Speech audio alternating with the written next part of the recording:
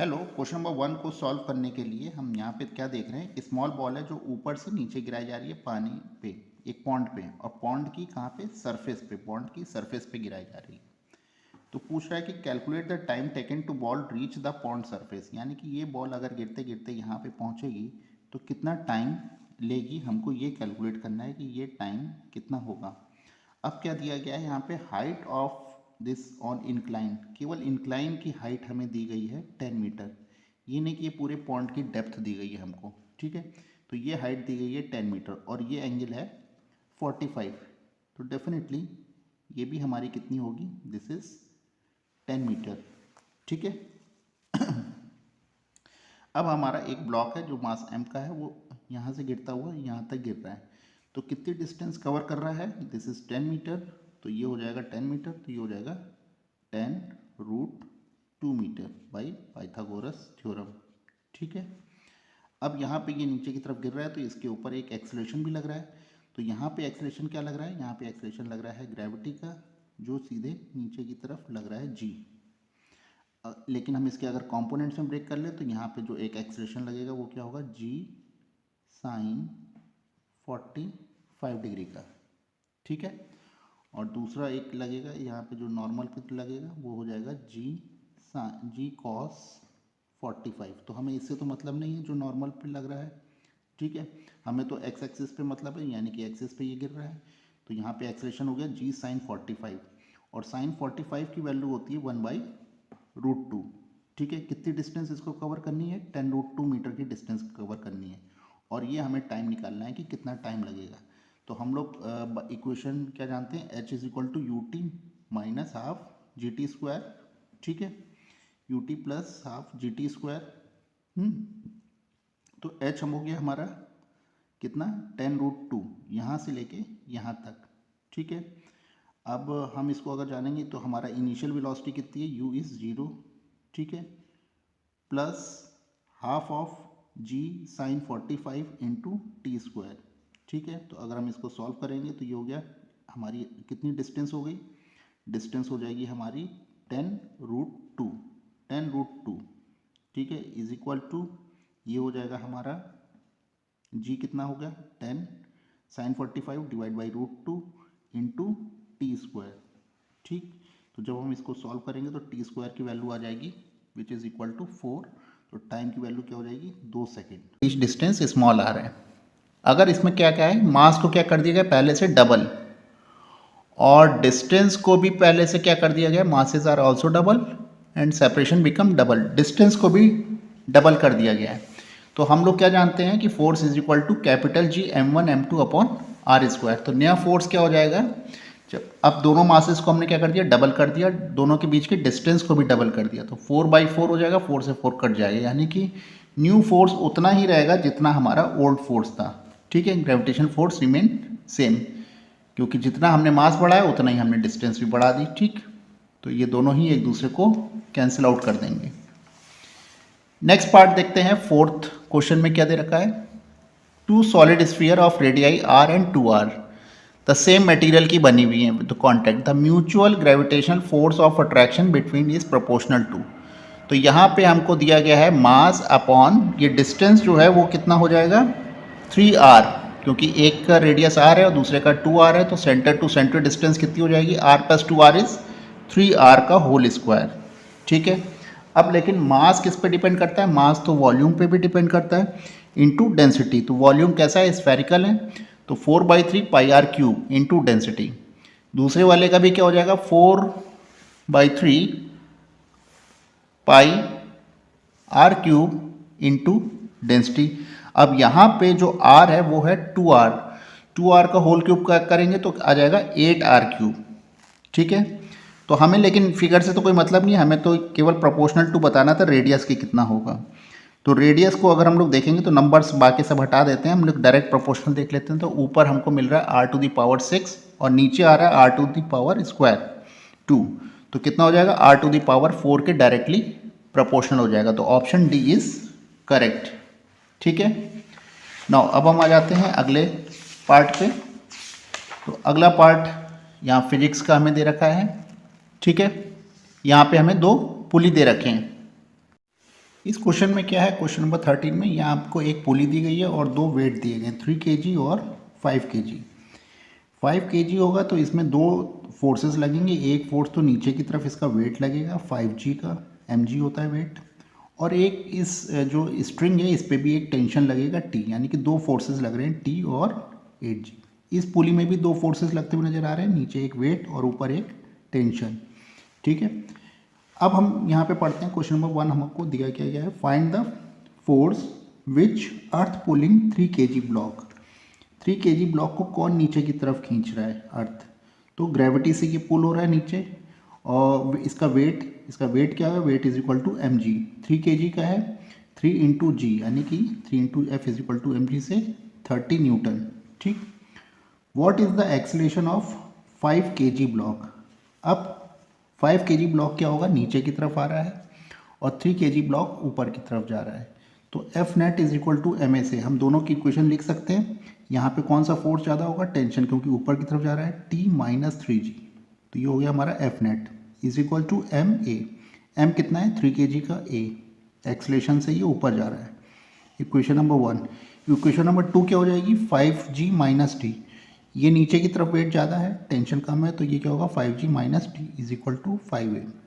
Equation number 1 और equation number 2 को हम क्या करेंगे, सिंपली सॉल्व कर देंगे और एक्सलेशन की वैल्यू निकाल देंगे। एक्सलेशन कितना आ रहा है, g/4, g कितना होता है 10/4 यानी कि 2.5, तो आंसर क्या हो जाएगा 2.5 हो जाएगा। ठीक है, अब इसी तरह जाते हैं नेक्स्ट कॉम्प्रीहेंशन में। यहाँ पे हमें क्या दे रखा है, एक ब्लॉक है 10 kg का, जिसको हम एक फोर्स लगा के ऊपर 5 मीटर ऊपर तक ले जा रहे हैं। ठीक है, हमें क्या पता लगाना है, work done by friction force. तो फ्रिक्शन फोर्स क्या होगा, ये ब्लॉक ऊपर जा रहा है तो फ्रिक्शन फोर्स नीचे की तरफ लग रहा है, तो फ्रिक्शन फोर्स नीचे की तरफ लग रहा है, तो यानी कि फ्रिक्शन फोर्स जो वर्क डन होगा, तो वर्क डन क्या होता है, फोर्स इंटू डिस्प्लेसमेंट। ब्लॉक ऊपर जा रहा है, फोर्स नीचे लग रहा है, तो कौन सा वर्क डन होगा, नेगेटिव वर्क डन। तो हमको यहाँ पे क्या नज़र आ रहा है, सी और बी ऑप्शन में से कोई एक सही हो सकता है। ठीक है, तो अब हम लोग को यहाँ पे क्या दिया गया है, फ्रिक्शनल फोर्स। फ्रिक्शनल फोर्स क्या है, coefficient of friction into normal reaction force. तो कोएफिशिएंट ऑफ फ्रिक्शन हमारा कितना दिया गया है, 0.2, और नॉर्मल रिएक्शन फोर्स ये हमारा नॉर्मल रिएक्शन है, नॉर्मल। ठीक है, तो ये इसका हम फोर्स देख लेते हैं, यहाँ पे ये कौन सा है, तो नीचे की तरफ हमारा क्या लग रहा है, इसका वेट 10g, तो ये क्या हो जाएगा mg cos 37, तो ये हमारा नॉर्मल रिएक्शन फोर्स हो जाएगा। ठीक है, तो इसको अगर हम देखेंगे तो नॉर्मल रिएक्शन फोर्स, और इसी तरह इसका एक फोर्स और अब इससे भी लगेगा एक नॉर्मल रिएक्शन फोर्स। तो हम इसको अगर हम इसको ग्राफिकली ड्रॉ कर लें तो फिर से हम देखते हैं पिक्चर में, तो इसमें लग रहा है एक हमारा नॉर्मल फोर्स निकालने के लिए एक फोर्स F sin 37 जो इसका लग रहा है, तो नॉर्मल फोर्स, और एक फोर्स लग रहा है हमारा mg cos 37। ठीक है, तो यहाँ से हमने नॉर्मल फोर्स निकाली, नॉर्मल फोर्स हमारा आ गया 20 न्यूटन।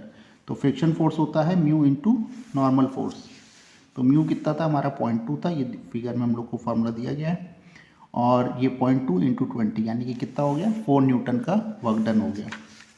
नेक्स्ट क्वेश्चन में क्या दिया गया है, काइनेटिक एनर्जी बतानी। काइनेटिक एनर्जी वही होती है जो हमारा वर्क डन होता है, जितना वर्क डन होगा, वर्क डन होता है फोर्स इंटू डिस्प्लेसमेंट। तो अब हम देखते हैं कि फोर्स कितना लग रहा है।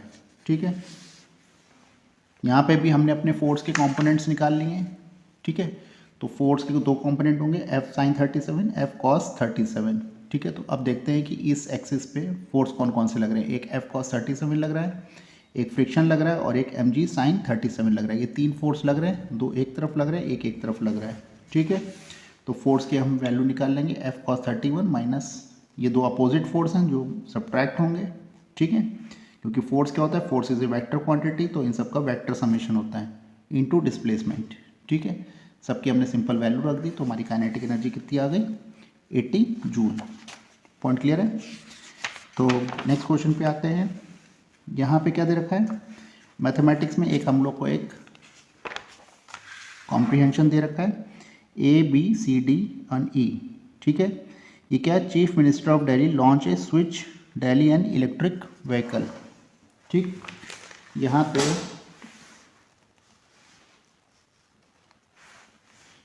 The mass awareness campaigning of A national capital the government is also issued tenders. ठीक है, तो यहाँ पे हमें कुछ 5 पॉइंट दे रखे हैं। Also distance between C and E is 10 units, यानी कि मतलब 5 अलग अलग हमको जगह दे रखी हैं जिनके कोऑर्डिनेट्स हमें पता है। तो इन कोऑर्डिनेट से हमने क्या करा, डिस्टेंस का फॉर्मूला लगा दिया और सी डी निकाल लिया, सी डी इज़ 5 और डी ई हमने निकाला 10 - 5 इज़ 5। ठीक है, और उसी तरह हमने यहाँ पे देखा कि इनमें से कौन सा सही है। तो जब हम इसको पूरा देखेंगे तो यहाँ पे C D U E R हमें कोलिनियर नज़र आएंगे। क्लियर है। क्वेश्चन नंबर 23 में क्या दे रखा है, यहाँ हमें क्यूबिक पॉलिनोमियल दे रखा है। तो क्यूबिक पॉलिनोमियल में पहला जो होता है sum of its roots alpha beta gamma, कितना निकल कर आ रहा है, -b/a होता है। तो -18 तो कितना हो जाएगा, +18। तो अल्फा बीटा गामा की वैल्यू क्या हो जाएगी, +18। अब हम डायरेक्ट इसमें से देख सकते हैं ये अल्फा बीटा गामा, जिसमें भी सम 18 आ जाएगा वही ऑप्शन हो जाएगा। तो इसमें हम क्या देख रहे हैं, 10 + 5 + 3 = 18। तो यहाँ पे 18 मैच कर रहा है, तो यानी कि सी ऑप्शन करेक्ट होगा, क्योंकि ये अल्फा बीटा गामा की इनकी वैल्यूज़ हैं। ठीक है, आसान था। 24 इसमें भी हमें क्या दे रखा है, ये भी हमें एक क्यूबिक पॉलिनोमियल दे रखी है। तो क्यूबिक पॉलिनोमियल से हमें अल्फा बीटा गामा = 3 और ये alpha beta beta gamma gamma alpha की वैल्यू दे रखी है -16, अल्फा बीटा गामा की -48। तो सबकी हमने वैल्यूज़ हम जानते हैं फॉर्मूले से, -b/a, c/a और d/a। इसको हम डायरेक्ट सबसे कंपेयर कर लेंगे। तो कंपेयर करने पे हमें डी ऑप्शन इसके साथ क्या हो जा रहा है, मैच हो जा रहा है। तो डी ऑप्शन इज़ करेक्ट। ठीक है, सिंपल क्वेश्चन था। अब यहाँ पे हम लोग आते हैं, हमको एक ऐसा पाथ है, इस पाथ पे एक ब्लॉक फिसलता हुआ नीचे की तरफ जा रहा है। ठीक है, तो हमें क्या बताना है, speed of the block when it reaches the point N. अब यहाँ से चला है और यहाँ तक पहुँचने पे इसकी स्पीड क्या हो जाएगी। ठीक है, तो वर्क एनर्जी थ्योरम हम लोग लगा सकते हैं इसमें, potential energy minus frictional work, ये एक यहाँ इस ज़मीन में कुछ फ्रिक्शन भी है, ठीक है, जिसमें कुछ लॉस हो जा रहा है, = काइनेटिक एनर्जी। अभी यहाँ पे पोटेंशियल एनर्जी जैसे जैसे नीचे आता जाएगा, पोटेंशियल एनर्जी किस में कन्वर्ट होती जाएगी, काइनेटिक एनर्जी में, लेकिन कुछ एनर्जी हमारी लॉस भी होती जा रही है। ठीक है, तो पोटेंशियल एनर्जी होती है हमारी mgh। अब फ्रिक्शनल एनर्जी क्या है, फ्रिक्शनल एनर्जी इन्होंने डायरेक्ट हम लोग को दे दी है कि जितना लॉस हो रहा है ये है 150। तो इतना हम इसमें से लॉस माइनस कर देंगे, तो बाकी जो भी होगा वो सब किस में कन्वर्ट हो जाएगा, काइनेटिक एनर्जी में। उसका फॉर्मूला होता है 12 mv²। सबकी वैल्यूज़ हमने पुट कर दी हैं। ठीक है, वैल्यूज़ पुट करने के बाद हमको क्या मिल गया, v²/2 कितना आ रहा है, ये v², ये वैल्यू आ जा रही है 50, 100। v² की वैल्यू कितनी हो गई, v² = 100। तो v की वैल्यू कितनी हो गई, 10 मीटर/सेकेंड आ गई। अब यहाँ पे दिया गया if the track is perfectly smooth. अब यहाँ पे फ्रिक्शन इस ट्रैक से हटा दिया, यानी कि लॉस अब कुछ भी नहीं होगा। ठीक है, तो अब सीधा सीधा क्या होगा, पोटेंशियल एनर्जी जो भी होगी वो हमारी काइनेटिक एनर्जी में कन्वर्ट हो जाएगी। अब कोई लॉस ही नहीं है। तो mgh = 12 mv² हो जाएगा। तो mgh की हमने डायरेक्ट वैल्यू रख दी।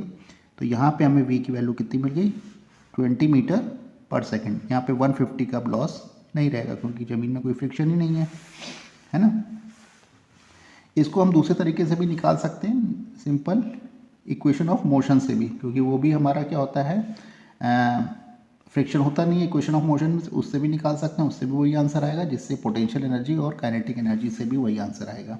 ठीक, अब यहाँ पे नेक्स्ट क्वेश्चन में हमें फिर से एक दिया गया है, एक बॉडी प्रोजेक्ट कर रही है फ्रॉम ग्राउंड वर्टिकली अपवर्ड। ठीक है, एक पत्थर को ऊपर की तरफ फेंका गया है, किसी हाइट s तक पहुंचने में ये t1 ले रहा है, फिर ऐसे गई और फिर यहाँ से उतनी ही हाइट पे फिर वापस लौटने में भी कितना टाइम ले रहा है, अब ये t2 टाइम ले रहा है। तो सेम हाइट पे t1 और t2 दो टाइम ले रहा है। तो हमने क्या कर लिया, हमारा टोटल टाइम का फॉर्मूला होता है tu/2u/g। अगर हम प्रोजेक्टाइल में देखेंगे तो प्रोजेक्टाइल में टोटल टाइम, यानी कि किसी प्रोजेक्ट जो हमारा जो पत्थर फेंका गया है वो प्रोजेक्टाइल पाथ को कंप्लीट करने का जो टोटल टाइम होता है वो होता है 2u/g। u is initial velocity, g हमारी ग्रेविटी है। तो अब ये दो पार्ट में कंप्लीट करता है, एक बार जाने में और एक बार आने में। तो t1 + t2 होता है। तो suppose that h = ut1 + ½ gt1² से अगर हम लोग देखेंगे तो u की वैल्यू हम यहाँ पे पुट कर सकते हैं। u की वैल्यू कितनी हो जाएगी, t1 + t2 × g/2। ठीक है, g हमारा वही माइनस में रहेगा क्योंकि ऊपर की तरफ जा रहे हैं, ग्रेविटी नीचे की तरफ है। तो h हमारा कितना हो जाएगा, h = ½ जी T1 plus T2 minus T1। तो यहाँ से क्या होगा, ये T1 और T1 कैंसिल हो जाएंगे, तो आंसर क्या आ जाएगा, H is equal to g T1 into T2। ठीक है, तो डी ऑप्शन इज करेक्ट। अब हमें क्या बताना है, the velocity v, the body height h/2। h/2 पे हमारी वेलोसिटी क्या हो जाएगी, तो ये सिंपल हम लोग क्वेश्चन ऑफ मोशन जानते हैं। Third, v² equal to u² minus 2gh। u की वैल्यू हमने प्रोजेक्टाइल मोशन से फॉर्मूले में रख दी यहाँ से। ठीक है, h कितना हो जाएगा, हाफ। h/2 तक हमें पहुँचने का देखना है वेलोसिटी, तो हाफ हो गया। इस इक्वेशन को नॉर्मली हमने जैसे सॉल्व करते हैं वैसे सिंप्लीफाई कर लिया। सिंप्लीफाई करके हमको क्या मिल गई value, a option, half g under root T1 plus T2 का होल स्क्वायर, मतलब T1² प्लस T2²। ठीक है, सिंपल था। इस इक्वेशन में आते हैं, यहाँ पे हमें कुछ दिया गया है 3α³ माइनस α² माइनस k α माइनस 9। तो हमने क्या करा, इनको रीअरेंज करके लिख लिया सबको एक तरफ करके। तो ये हमें एक क्यूबिक पॉलिनोमियल नज़र आ रही है, जिसमें ये भी अल्फ़ा के लिए, ये बीटा के लिए और ये गामा के लिए सेटिस्फाई करती हुई नज़र आ रही है। तो इसका मतलब हमारी जनरल पॉलिनोमियल होगी वो क्या होगी, 3x³ minus x² minus kx plus 9। इन तीनों को देखते हुए, यहाँ अल्फ़ा बीटा गामा तो इनके रूट्स हैं, तो इसको देखते हुए हमने एक अपनी जनरल पॉलिनोमियल की इक्वेशन भी, ये हमारी बन गई x के रूप में। ठीक है, अब जनरल पॉलिनोमियल से हम क्या निकाल सकते हैं, हम क्या जानते हैं, alpha plus beta plus gamma क्या होता है, माइनस b/a। उस फॉर्मूला निकाल लिया। लेकिन हमें क्या पता है, अल्फ़ा प्लस बीटा तो हमारा 0 दिया गया है, तो यानी कि बीटा की वैल्यू इस तरह क्या हो जाएगी, बीटा की वैल्यू 1/3 हो जाएगी। अच्छा, अल्फ़ा बीटा गामा की वैल्यू हमको क्या नज़र आ रही है, -9/3 माइनस d/a होती है। तो माइनस d/a से क्या हो गई, -3। ठीक है, अब यहाँ पे हम लोग को क्या नज़र आ रही है, अल्फ़ा और gamma is equal to, beta की वैल्यू क्या है 1/3 रखेंगे, तो अल्फ़ा और गामा की वैल्यू क्या आ जाएगी, -9। Alpha gamma is equal to -9, alpha plus gamma is equal to 0 हमें पता है। तो अल्फ़ा की वैल्यू कितनी आ जाएगी, अल्फ़ा की वैल्यू हमारी आ जाएगी -3 एंड +3। अब -3 तो हो नहीं सकती, क्योंकि बोला गया है कि अल्फ़ा तो हमारा सबसे बड़ा है, तो -3 तो हो नहीं सकती, तो अल्फ़ा की वैल्यू क्या होगी, +3 होगी। ठीक है, अब यहाँ पे अगर हम देखेंगे तो अल्फ़ा बीटा दूसरा ये होता है हमारा C/a। तो C/a से क्या हो गया, -k/3। तो यहाँ पे हमने क्या करा, बीटा कॉमन ले लिया, अल्फ़ा प्लस गामा तो हम जानते हैं 0 है, तो ये पूरा टर्म ही 0 हो गया। तो यानी कि अल्फ़ा गामा की वैल्यू -k/3। और अल्फ़ा गामा हमने कितना निकाला था, हमने निकाला था 9 है, -9 है, तो ये -9 रख दिया, तो k की वैल्यू कितनी मिल गई, 27। तो ए ऑप्शन भी हो गया। और उसी के साथ साथ यहाँ पे हमारा find the minimum value of the α² plus alpha x² plus alpha beta, यहाँ पे हमें मिनिमम वैल्यू बतानी है। तो मिनिमम वैल्यू ये थोड़ा सा टफ था, ये प्रोजेक्टाइल आप, और अगला जब पैराबोला देखेंगे क्लास 11th में तो वहाँ पे ही आपको नज़र आएगा। तो थोड़ा सा पैराबोला की इसमें नॉलेज होनी चाहिए थी। यहाँ पे क्या है कि ये एक हमारा पैराबोलिक है, और जो उसकी मिनिमम वैल्यू के जो कोऑर्डिनेट्स होते हैं वो होते हैं -b/2a माइनस d/4a।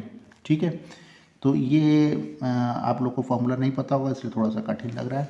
और डी हमारा वही है, डिस्क्रिमिनेंट b² माइनस 4ac।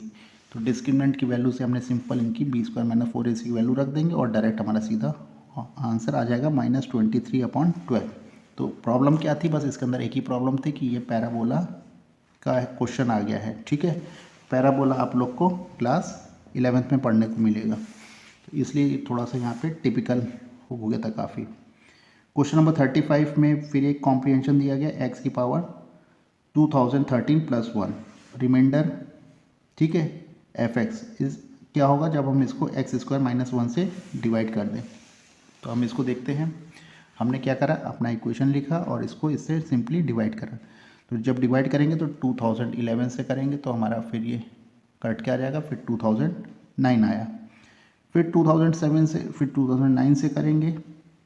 ठीक है, तो 11 कट जाएगा, फिर 7 करेंगे तो हम क्या देखते आ रहे हैं, एक एक दो एक छोड़ के एक टर्म आता चला जा रहा है, ऐसे चलता चला जाएगा। सेम एज इट इज़ यहाँ 13 है, फिर 11 हुआ, फिर 9 हुआ, फिर 7 हुआ, यानी कि ऑड टर्म्स चलते चले आएंगे, और कम होते होते हमारा जो ऑड टर्म आएगा वो क्या आ जाएगा, x³ लास्ट आ जाएगा, और +1 जैसे चलता आ रहा है +1 आ जाएगा। ठीक है, अब हम इसको फिर से डिवाइड करेंगे किससे, x से। ठीक है, x³ माइनस x, तो अब हमारा रिमाइंडर क्या आ जाएगा, x + 1। ठीक है, तो ये हमने क्या करा, बस एक सिंपल हमने एक सीरीज पैटर्न को फॉलो करा और अपने आप देख लिया लास्ट टर्म क्या होगा और उससे हमने सीधा रिमाइंडर फाइंड कर लिया। ठीक, सिंपल क्वेश्चन था। तो ये क्वेश्चन है x+1। इस क्वेश्चन में देखते हैं इफ़ x³ + px, ठीक है, इसमें हमें क्या नजर आ रहा है, x³ + px + q is divisible by x² - x - 2। अगर तो p × q की वैल्यू क्या होगी।